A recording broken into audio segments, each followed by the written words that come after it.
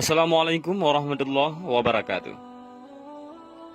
Suatu hari Nabi Sulaiman alaihissalam mendapat wahyu agar pergi ke tepi laut.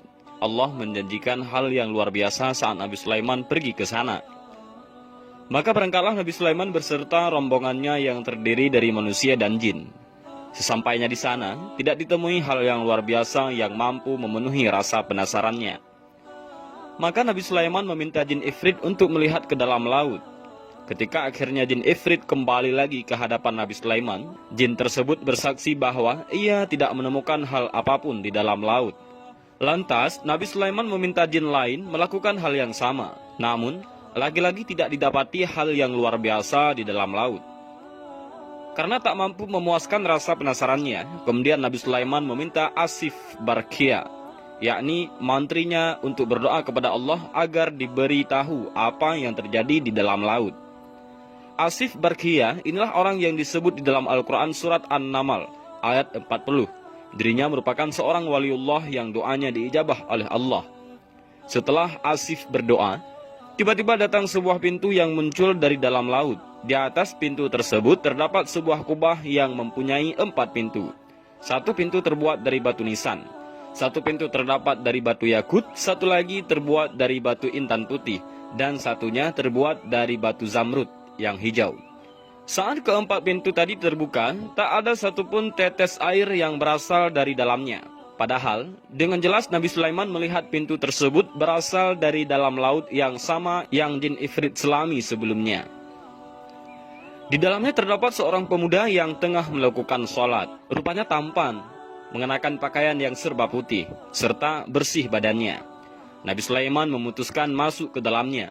Ia memberi salam sehingga pemuda itu mempercepat salatnya dan menjawab salam Nabi Sulaiman. "Apa yang menyebabkan engkau berada di dasar laut ini?" tanya Nabi Sulaiman.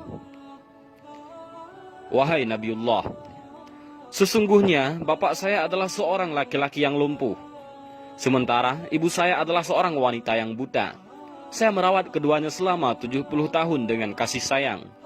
Ketika ajal menjemput ibu saya berdoa, 'Ya Allah, panjangkanlah umur anakku dalam keadaan selalu bertakwa kepadamu.' Dan ketika ayah wafat, ia sempat berdoa, 'Ya Allah, tempatkanlah anakku ini di tempat yang tidak ditemukan oleh setan,' ujar pemuda itu. Keduanya terdiam hingga pemuda itu kembali berkisah. 'Sesudah saya memakamkan kedua orang tua saya berjalan-jalan ke tepi pantai hendak menghilangkan kesedihan. Namun, kemudian muncullah kubah yang bercahaya. Kubah tersebut sangat indah. Kemudian saya masuk ke dalamnya untuk melihat keindahan kubah tersebut. Lalu datanglah malaikat dan beberapa malaikat. Malaikat tersebut membawa kubah tersebut ke dalam laut, sedangkan saya berada di dalamnya.' 'Pada zaman siapa kamu mendatangi pantai?' tanya Nabi Sulaiman. 'Pada zaman Nabi Ibrahim alaihissalam,' jawab si pemuda. Nabi Sulaiman kemudian terdiam, namun hatinya terkejut ketika mengingat kembali sejarah bahwa telah 200 tahun sejak Nabi Ibrahim hidup hingga pada hari itu.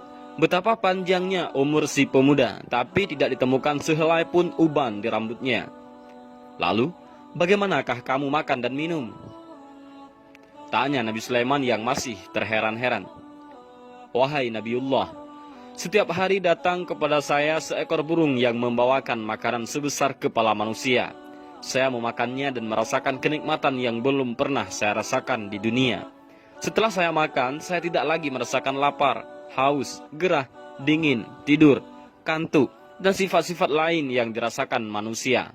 Saya pun tidak lagi merasa kesepian,' jawab si pemuda itu.